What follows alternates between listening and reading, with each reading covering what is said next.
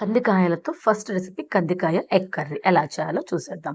అందుకోసం ఫస్ట్ కుక్కర్‌లో ఈ కందికాయలు తీసుకొని వాటర్ పోసి రుచికి సరిపడా కల్లుప్పు వేసి మీడియం ఫ్లేమ్‌లో 3 విజిల్స్ రానివ్వండి.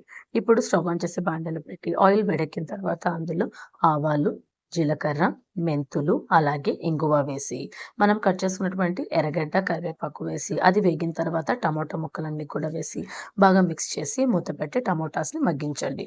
10 మినిట్స్ తర్వాత టమోటాస్ అన్నీ మగ్గిపోయాక మనం ఉడికించుకున్నటువంటి కందికాయని వాటర్‌తో సహా పోసేసి అందులోనే పసుపు పొడి, మిరప్పొడి, అలాగే ధనియాల పొడి, లైట్‌గా కల్లులుప్పు వేసి మొత్తాన్ని బాగా మిక్స్ చేసేసి అందులో ఉడకబెట్టి హాఫ్‌గా కట్ చేసుకున్న కోడిగుడ్డు ముక్కలన్నీ ఒక్కొక్కటిగా వేసేసి మొత్తం అన్నీ వేసేసిన తర్వాత పైన కొత్తిమీర తరుగు, అలాగే పుదీనా తరుగు వేసి మూత పెట్టి ఒక 10 నిమిషాలు హై ఫ్లేమ్‌లో ఉడకనిచ్చారంటే టేస్టీ కందికాయ కర్రీ రెడీ.